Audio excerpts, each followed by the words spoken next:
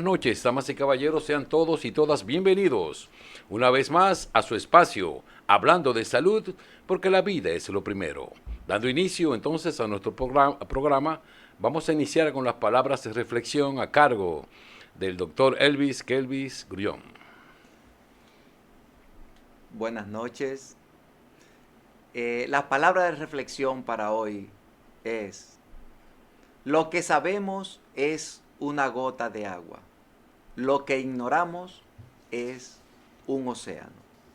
Hasta aquí las palabras de reflexión en Hablando de Salud. Muy bien, nuestro tema de hoy es concerniente a la cirugía bariátrica. Para disertar este interesante tema tenemos una gran maestra expositora, la doctora Valentina Maldonado Sterling.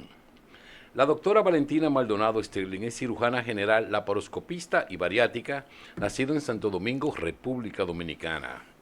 Ostenta un título de doctor de medicina en medicina de nuestra Universidad Autónoma de Santo Domingo, UAS.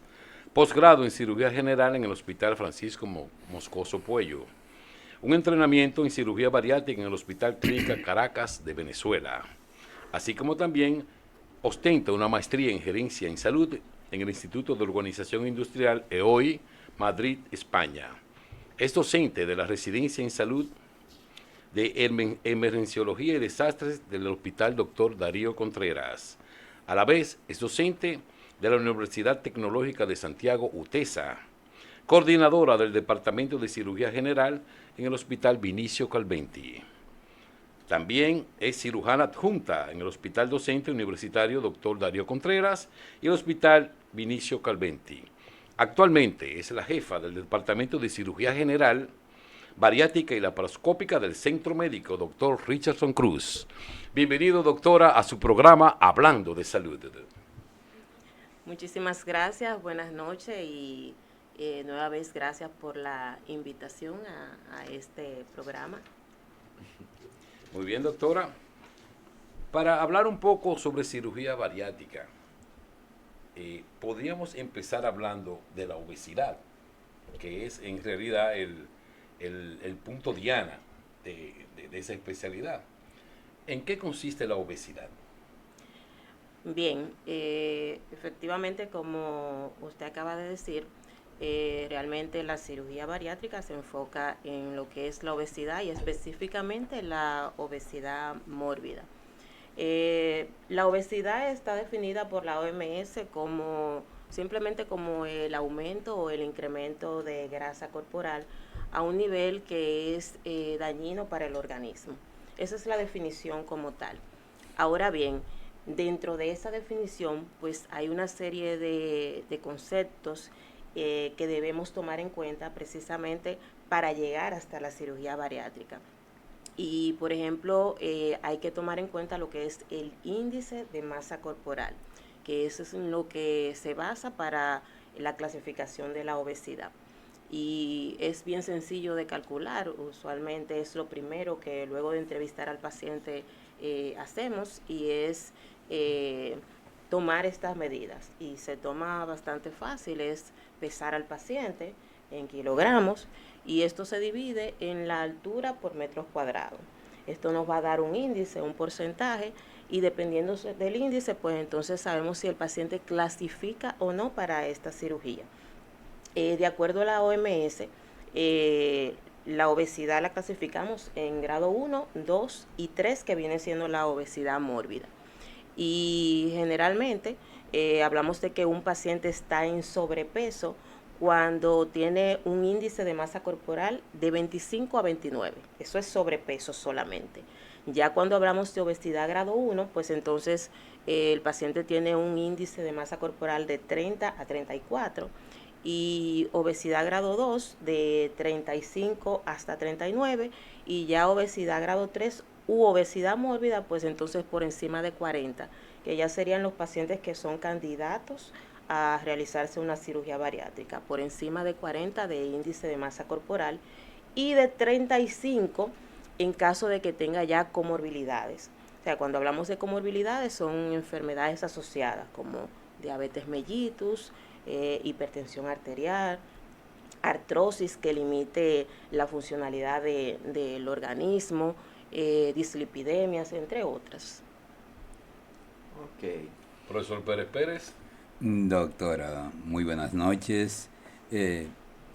Entonces, para hacer una cirugía bariátrica, ya usted ha dicho que se toma como parámetros la obesidad. ¿Cómo se realiza la cirugía bariátrica? ¿Qué usted utiliza para eso? ¿Le abre el estómago? ¿Le hace una incisión grande por encima del ombligo?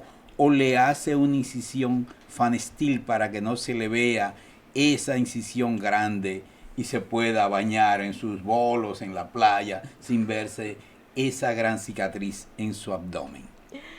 Realmente es mucho mejor que todo lo que usted ha mencionado. Esta cirugía se hace por vía laparoscópica, lo que la gente comúnmente le dice láser, pero que realmente el nombre correcto es cirugía laparoscópica, donde a través de incisiones pequeñas, milimétricas, pues introducimos un instrumental adecuado para esto en el abdomen del paciente, con incisiones, estamos hablando de incisiones de menos de 1 centímetro, o la más grande de 2 centímetros, que es donde se introduce la cámara, y entonces vemos en una especie de televisión ya la cavidad abdominal del paciente, y podemos ver todos los órganos, incluyendo el estómago, que es en el área donde vamos a trabajar, o en el intestino, de acuerdo al tipo de cirugía que se va a realizar, porque hay varios tipos de cirugía bariátrica. Entonces, con un instrumental específico, unas grapas que se utilizan para el corte, o en todo caso anastomosis ya del estómago al intestino.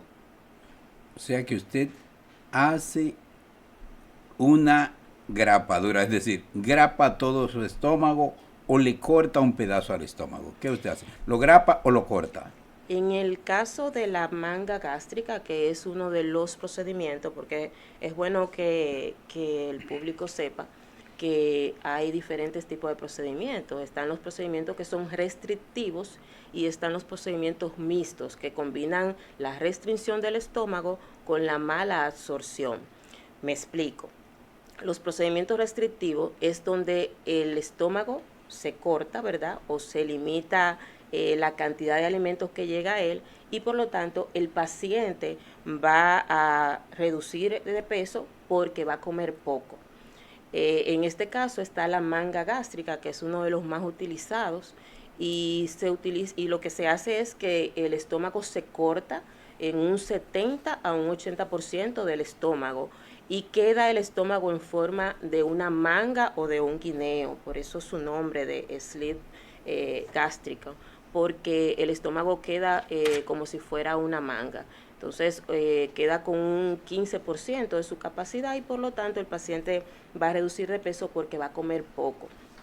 Dentro de los procedimientos que son mixtos, que combinan la restricción gástrica con la mala absorción, pues ya ahí está el bypass, que es el segundo más utilizado, ya donde el estómago pues sí se reduce todavía un poco más, se corta en la parte superior, y entonces ya se secciona también un segmento de yeyuno, y es el que se une al estómago. Entonces en este caso el paciente va a reducir de peso porque va a comer poco, pero además porque se cambia parte de lo que es la digestión del individuo, porque precisamente se bypassea la parte del duodeno, que es donde se absorben una gran parte de los alimentos. Estamos en televisión, doctora. Esto Ajá. es la figura de un estómago. ¿Cómo usted hace ese procedimiento? Si por favor le puede indicar al público que nos está viendo cómo usted hace ese procedimiento en el estómago. Esa es la figura de un estómago. Exacto. Con su conducto que lleva hasta el estómago, que es el esófago, que va directamente arriba, luego el estómago con su cámara gástrica, su fondo, su antro, y finalmente la porción pilórica y esa C, que es el duodeno. Exacto.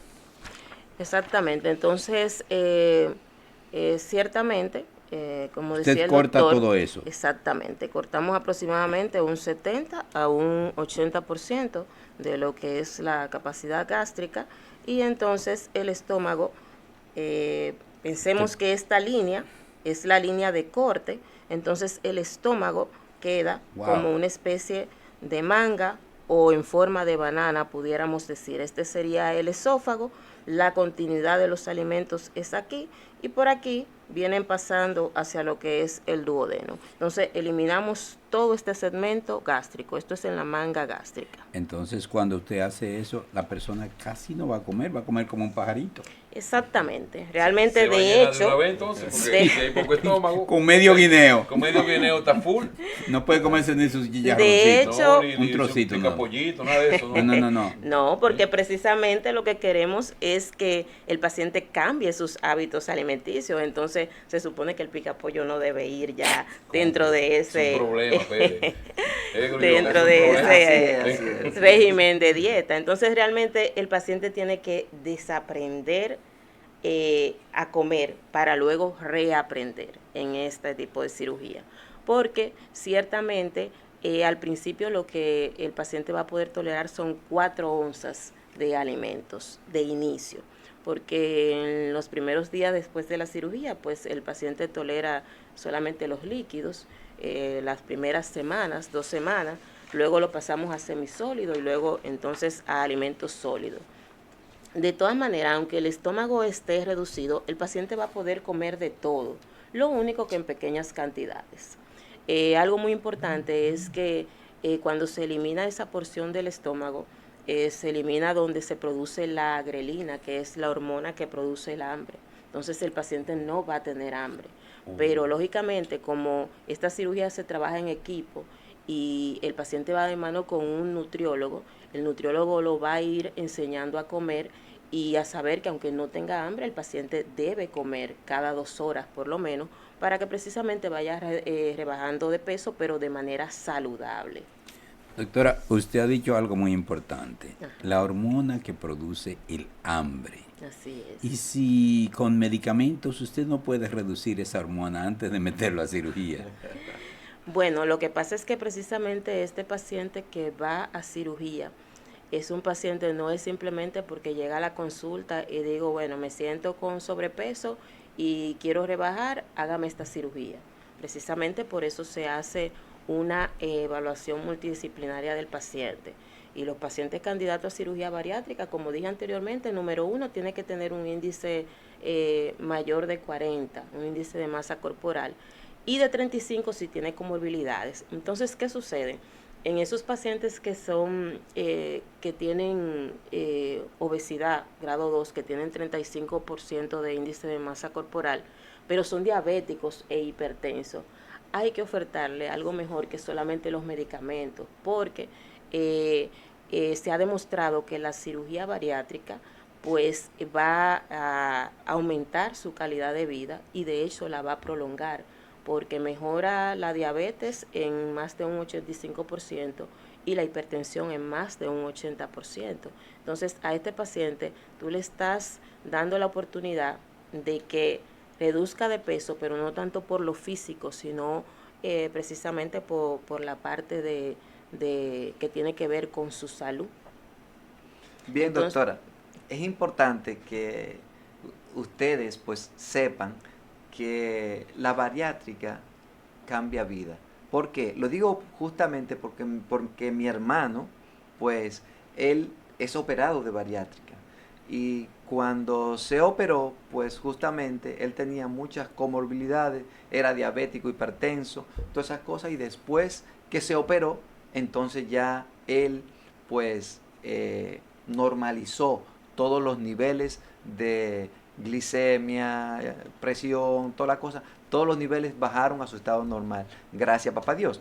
Pero la idea es la siguiente, los pacientes tienen que tener, o sea, usted sabe que es multidisciplinario, o sea, por ejemplo, para que ese paciente no caiga otra vez, que ha pasado, por ejemplo, yo conozco personas que se han hecho la bariátrica, pierden libra, pero en un promedio de 2 a 3 años, pues vuelven otra vez cogiendo libra, y cuando vienen a ver, vuelven otra vez a su estado que tenían antes de la bariátrica. Entonces,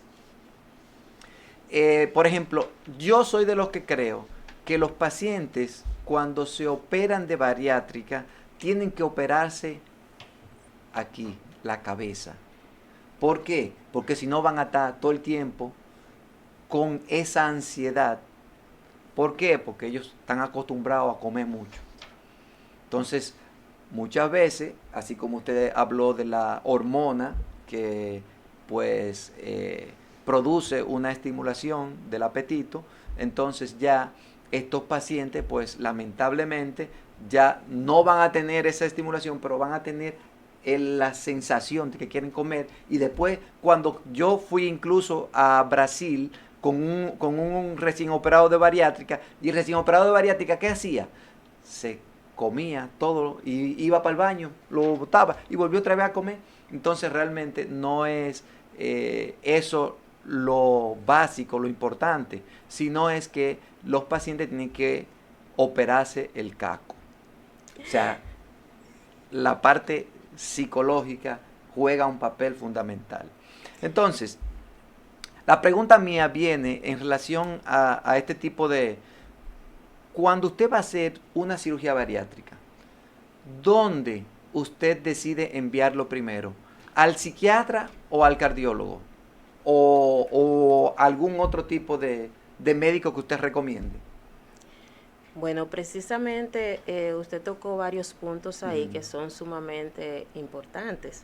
Y como decía anteriormente, es un equipo multidisciplinario, no solamente soy yo como cirujana o los demás cirujanos que me acompañan, porque no soy solamente yo, sino que también es un equipo de bariátricos que trabajamos en conjunto. Entonces, el paciente, luego de la evaluación, debe ir a varios especialistas que lo van a ayudar en el proceso, al igual que nosotros. Porque nosotros hacemos una parte, pero el paciente tiene que hacer otra parte también.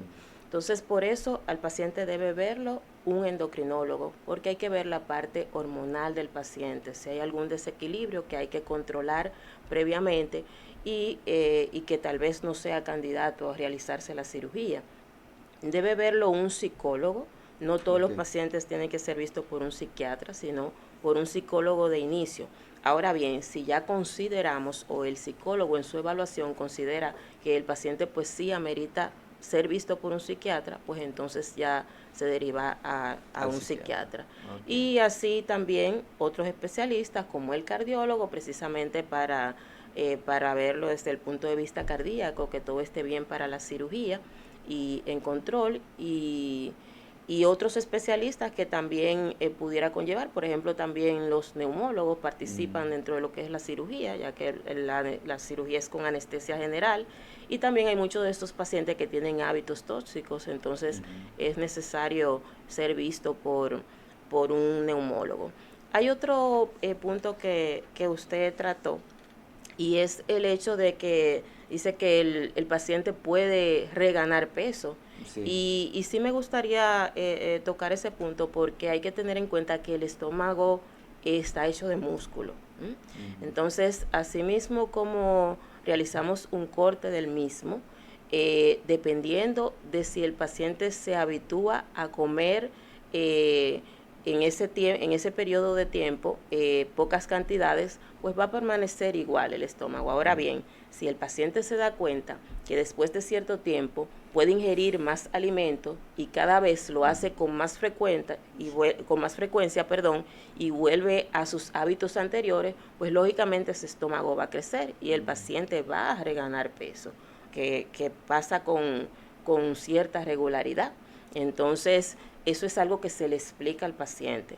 Con este tipo de cirugía, en el caso de la manga gástrica, el paciente va a perder peso por 2 años consecutivos. Las primeras pérdidas van a ser en los primeros 6 meses, pero ya luego lo va a ir haciendo de manera paulatina hasta que llega a los 2 años y llega como hasta un tope. Depende ahí del paciente continuar con ese mismo peso y seguir, y puede durar toda su vida con la pérdida de peso que tuvo. Pero si el paciente, como dije, vuelve a sus hábitos anteriores, pues al cabo de 5 años, pues ese paciente puede volver y reganar entonces peso. Y es candidato ya a convertir tal vez esa manga gástrica, sería a un bypass gástrico. Y ya luego de ahí, pues ya no tiene más opciones. Doctora, conocemos algunas personas que se han hecho la famosa manga gástrica y luego, antes de los 2 años, no ha perdido el peso, al contrario, ha aumentado el peso y ha vuelto a hacer lo mismo de antes. ¿Qué ha pasado allí? Ha pasado la parte psicológica probablemente, y hay que ver también si hubo algún descontrol hormonal. Sobre todo nosotras las mujeres, y más en edad premenopáusica o menopáusica, tendemos a subir un poco más de peso. Entonces son cosas que hay que tomar en cuenta también para realizar la cirugía. Como dije anteriormente, no es simplemente llevar al paciente a quirófano, realizar el corte del estómago y ya, sino que conlleva un seguimiento ese paciente. Entonces, probablemente ese paciente que reganó peso en ese corto periodo es porque influyen muchos factores. Uno pudiera ser que tal vez no se haya resecado una cantidad de estómago suficiente, porque el tamaño del estómago varía de acuerdo a cada individuo.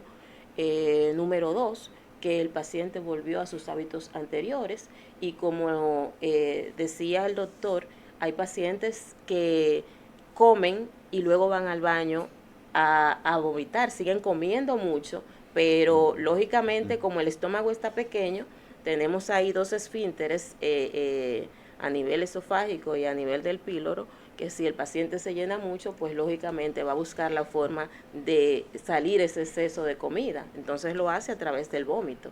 Y entonces son pacientes que no van a perder el peso de manera adecuada, sino que lo que pueden hacer es, van a rebajar lógicamente, pero no la cantidad de peso que debe hacerse en un tipo de cirugía como esta. Muy bien, continuando con nuestro programa, pasamos a la sección de curiosidades. Datos interesantes del mundo sobre la historia. Las primeras almohadas eran de piedra.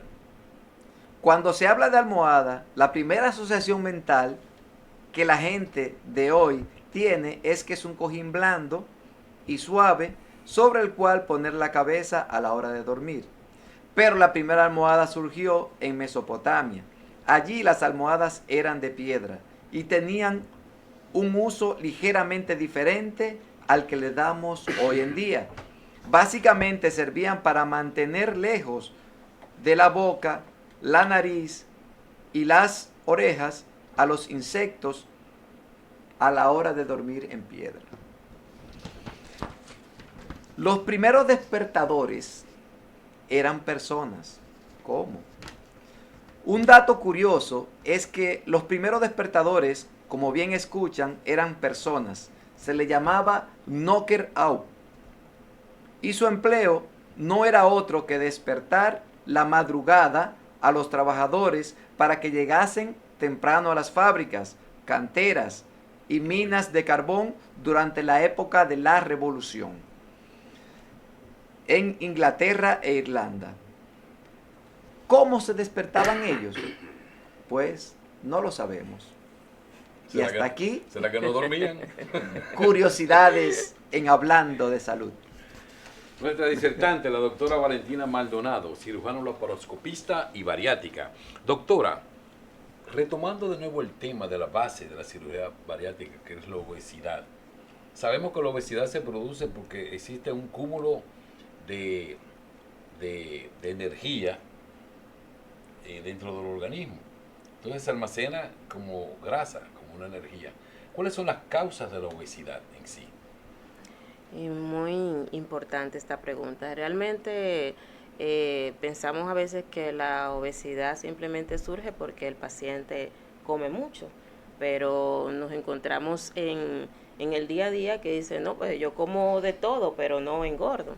Entonces, lo que sucede es cuando ocurre la obesidad, es cuando hay un desbalance o un desequilibrio entre la cantidad de calorías que consumimos y la cantidad de calorías que gastamos, o sea, el gasto energético. Entonces, aquellas personas que consumen muchas calorías, pero no tienen un aumento de este gasto energético, lo que hacen es que las calorías se van almacenando en forma de grasa y lo hacen usualmente a nivel de lo que es el abdomen, pues se llama obesidad centrípeta, que es uno de los factores de alta incidencia en lo que son las enfermedades cardiovasculares. Entonces, en esto de la obesidad, tenemos que saber que también hay factores que dependen del organismo, o sea, de la persona, perdón, y hay factores que no dependen de él. Dentro de esos factores que el organismo puede cambiar, o sea, que son modificables, que es el término correcto, pues tenemos precisamente el sedentarismo o el hacer ejercicio, el cambio en el estilo de dieta también, y el cambio en los hábitos tóxicos. Eso es algo que el organismo puede modificar, el individuo puede modificar para no llegar a la obesidad o para cambiar su estado de si ya es obeso, cambiar su estado primero a un probablemente sobrepeso y después a un normopeso. Pero están también los factores que no son modificables y en estos tenemos la edad del paciente, a mayor edad pues un mayor acúmulo de grasa, sobre todo centrípeta. Tenemos el sexo, que está determinado que nosotras las mujeres pues somos más propensas, sobre todo después de la menopausia, a acumular también grasa. Está un factor genético que también hay predominio de él. Y también están los factores económicos, porque también está determinado que las personas con un nivel socioeconómico bajo pues probablemente no van a tener para poder comprar lo necesario para llevar una dieta balanceada.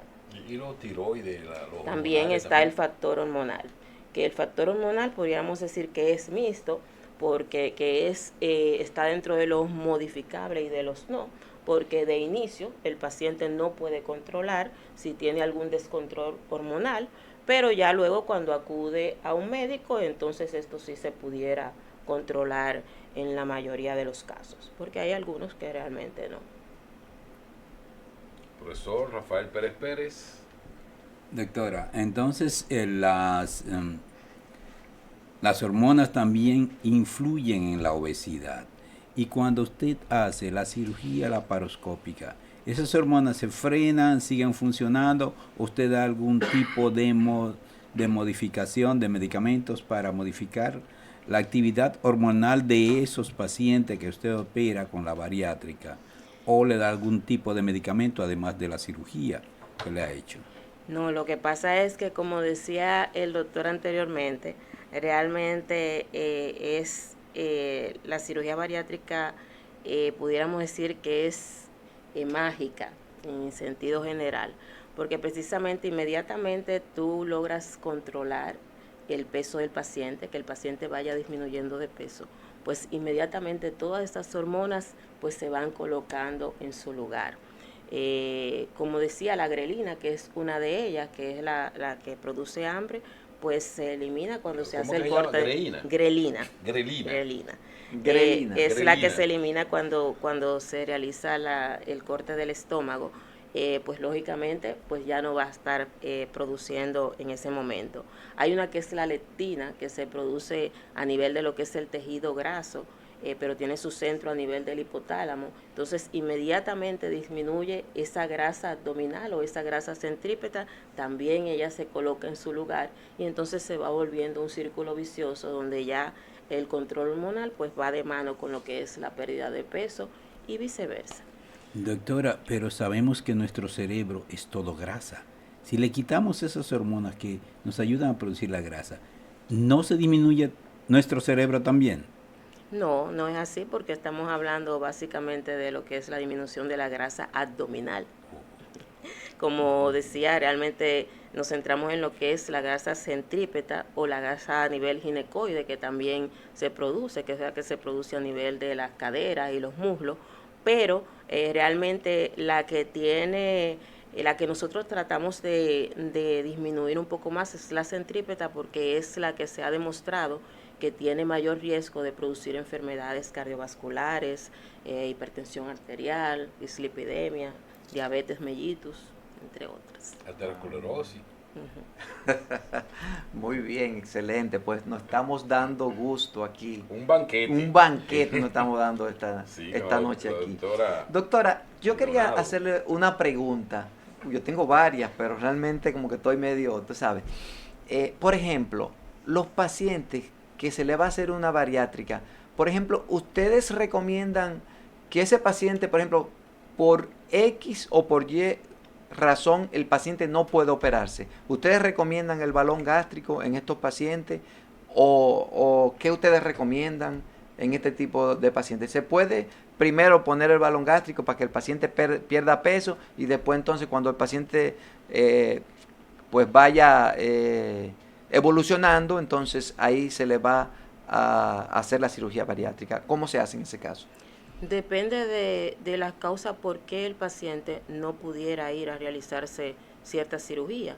En el caso de que sea realmente un paciente súper obeso, que realmente tenga un riesgo muy aumentado de ir a quirófano precisamente porque es súper obeso, son pacientes que estamos hablando que tienen un índice de masa corporal incluso mayor de 50 o 55, Es decir, más de pues 300 libras. mucho más. 400, así.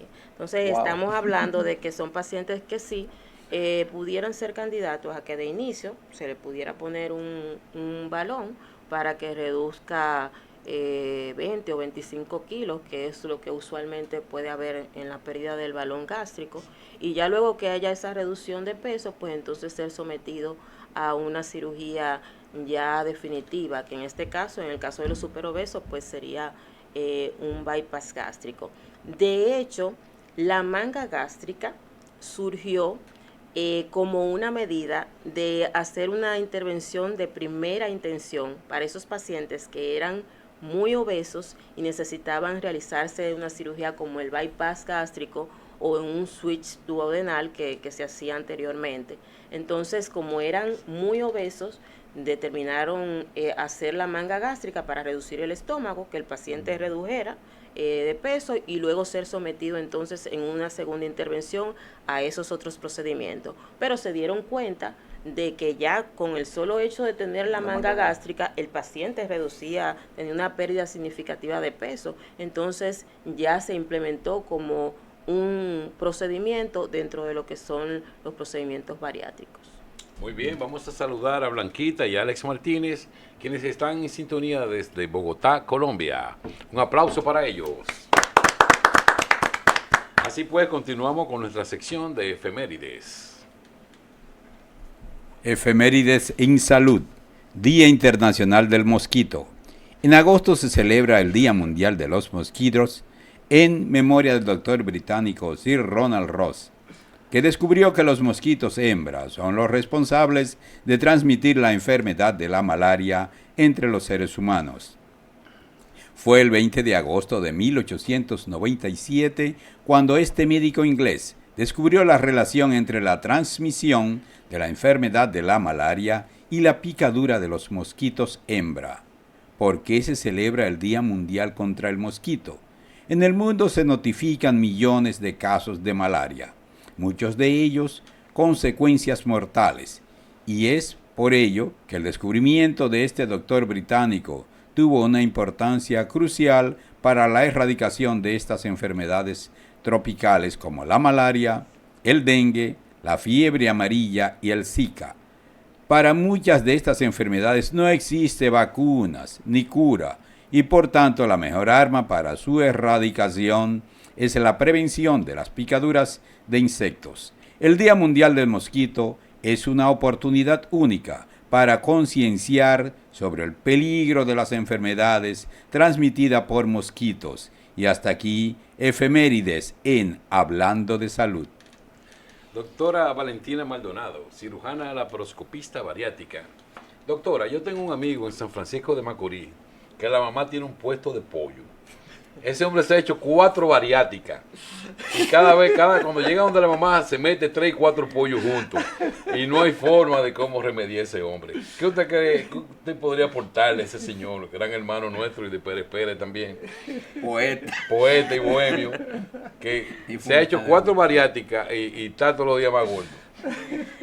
Bueno, habría que preguntar cuáles 4 fueron esas, porque realmente después de la manga gástrica y se le hace el bypass, pues ya no quedan muchas opciones realmente. Pero realmente hay que trabajar la parte psicológica en ese paciente, ya hablando en serio, porque hay personas que sí van decididas y toman la decisión de hacerse la cirugía, pero no cambian la parte mental. Hay personas que les gusta la comida. Eso, lamentablemente, ellos llegan y te lo dicen. O sea, a mí me gusta comer. Entonces, son pacientes que cuando tú le dices que de inicio le va a caber solamente 4 onzas, probablemente esta tacita cuando coma, te dicen no. Y cuando se sientan, de hecho, a comer, no le hacen caso al cerebro que dice, estás lleno. Entonces, son estos pacientes que siguen comiendo y dicen, no es posible. Yo no me puedo tomar esta tacita de comida porque yo me comía un plato grande. O sea, yo no puedo estar lleno. Entonces, siguen comiendo y luego pasa que son pacientes que viven constantemente vomitando e incluso pudieran, pasa que van a reganar peso, no van a perder el peso suficiente y otros pueden llegar hasta ponerse caquético también y entonces tienen un desbalance nutricional.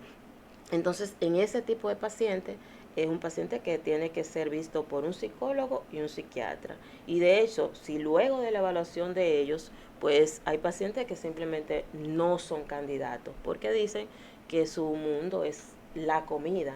Entonces son pacientes que tú sabes que aunque tú lo operes, son pacientes que van a reganar peso de manera constante.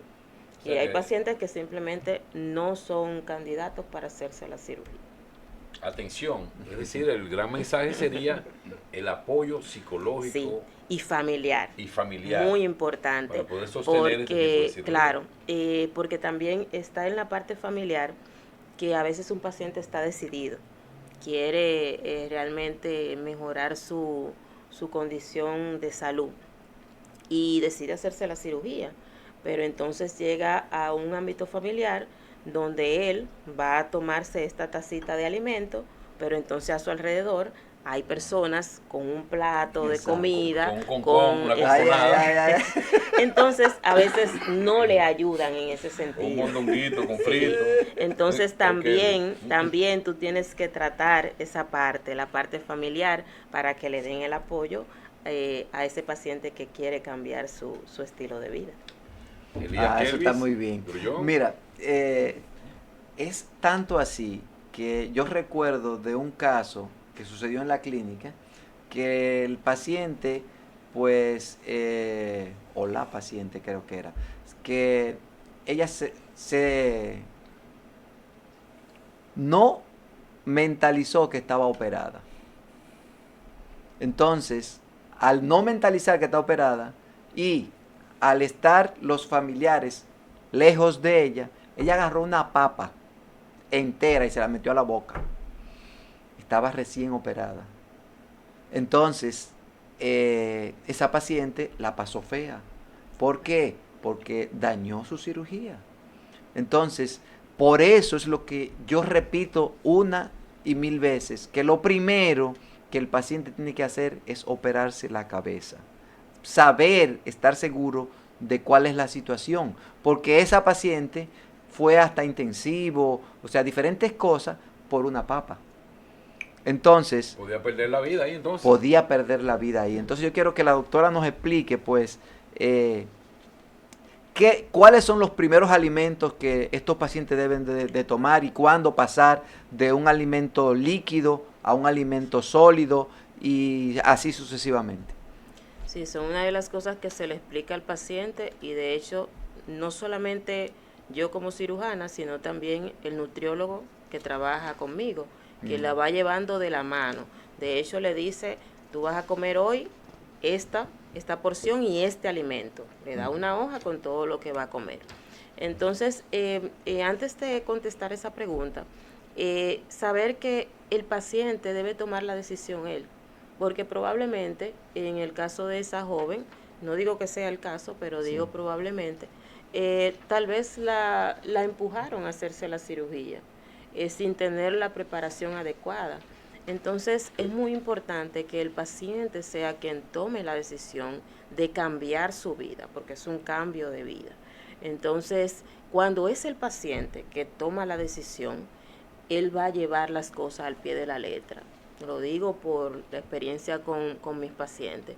Cuando ellos llegan y dicen, yo estoy decidido porque he pasado por muchas dietas, he hecho muchas cosas y no he bajado de peso, yo quiero hacerme la cirugía, y cuando se evalúa y es candidato y se la hace, es un paciente que le va bien.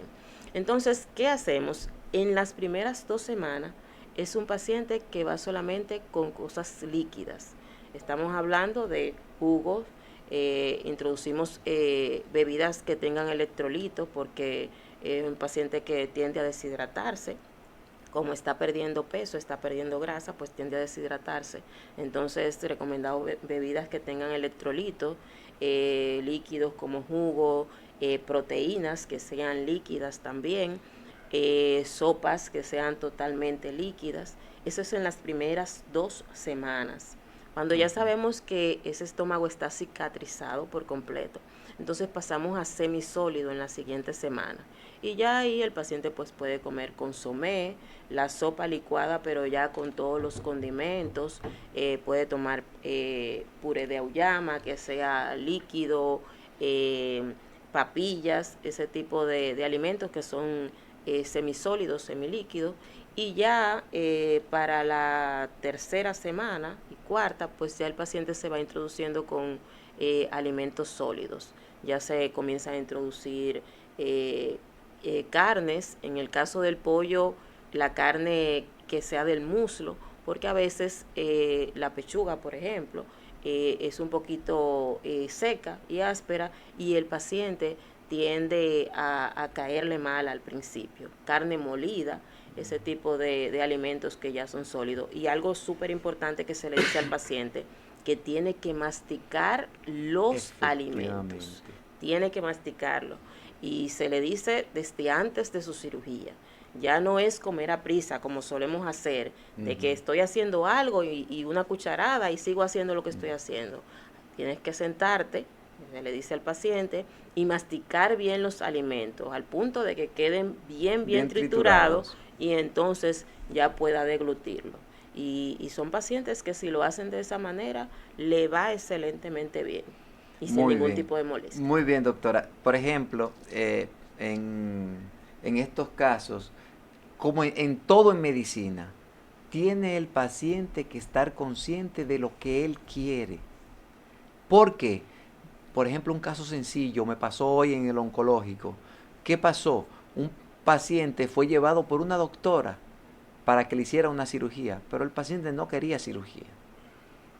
Entonces, yo le dije a la doctora, usted sabe que si yo meto a ese paciente a quirófano y se muere, usted va a quedar con la culpa de por vida. Y también, no solamente usted, sino sus familiares le van a decir, papi no quería cirugía. Entonces, la idea es que todo en medicina tiene que ser con el consentimiento del paciente. Porque entonces, si el paciente no está de acuerdo... También. Sí, pero lo más importante es el paciente. Sí. Claro, el cuerpo. Porque el cuerpo es del paciente. Y el paciente decide si quiere cirugía o si no quiere cirugía. Porque si el paciente no quiere cirugía y los familiares quieren cirugía, entonces ahí las cosas van a suceder lo que pasó con esa paciente. Así Lo que es. pasó con esa paciente que se comió una papa, ya tú sabes, y dañó la cirugía, y entonces duró muchísimo tiempo en intensivo, lavándola, haciéndole diferentes cosas, entonces realmente ella no quería ese tipo de cirugía. Por eso lo traigo a colación aquí, que siempre es importante, pues, que el paciente sea quien decida qué procedimiento hacer. Así es.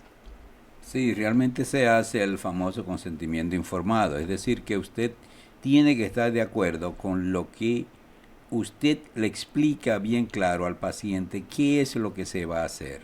Claro, Y claro. también a los familiares, porque Sí. el paciente es quien decide finalmente si se opera o no, por las Exacto. razones tanto legales como de la salud del mismo paciente. Pues podría quedarnos bien la cirugía, pero si el paciente no la quería, ahí está el problema. Se puede complicar la situación porque él no la quería. Entonces, Nunca, nunca, nunca se le exige al paciente que se opere hasta que él decida. Él decide por su cuerpo. Eso Así es importante, es. eso es Eso es importante. correcto. No Déjame- solo en este tipo de cirugía, en todas, en las todas las las cirugías. cirugías. Por Esas- ejemplo, mira un caso. El papá de un médico, colega, que realmente compartimos muchísimo en la Plaza de la Salud, pues él llevó a su papá. El papá salió con un cáncer de próstata. ¿Qué pasó? El papá no quería cirugía. Él lo agarró de la mano. Ven, papá, que a ti lo que más te conviene es la cirugía. Y la llevó donde un profesor. El profesor lo operó, pero en el postquirúrgico le dio un infarto. El paciente murió. Entonces, ¿qué le queda a ese médico después que tú has hecho lo mejor, lo que tú entiendes que es mejor para el paciente? Pero mira, tú lo que hiciste fue que le aceleraste la muerte. A tu padre. ¿Entiendes? A tu padre. Entonces, la idea es que no es que solamente... Sentimiento de culpa. Claro, pero ven acá. O sea, realmente la idea es que no es solamente lo que diga la familia, sino lo más importante es el paciente. Eso es correcto. Muy bien, Así continuando con hablando de salud, pasamos a la sección de noticias de salud. Noticias de salud. ¿Qué es la otitis del nadador? Errores que no debes cometer y cómo prevenirla. Es una infección del conducto auditivo externo causada por el estancamiento de agua y la presencia de cerumen.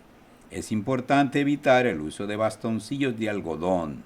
La otitis externa es una infección del conducto auditivo externo, generalmente debida a bacterias o a veces a hongos. Si bien es cierto que la presencia del cerumen puede favorecer su desarrollo, también puede producirse en los oídos perfectamente limpios, si uno se sumerge en agua especialmente contaminada. Síntomas. La primera sensación es la del agua que se queda en el oído. De hecho, el cerumen es higroscópico, es decir, que puede absorber agua. Se hincha, absorbe agua y facilita la proliferación de bacterias. Por no hablar de que cuando la gente tiene esta sensación de oídos húmedos, empieza a tocarlos y a intentar quitar el agua con bastoncillos o pañuelos, empeorando las cosas. Al principio sienten algo de picor y la pérdida de audición. ¿Cómo se puede tratar una otitis externa? O cuando el oído se hincha y duele, lo ideal es consultar a un especialista en oído que se llama otorrinolaringólogo. Escuche bien.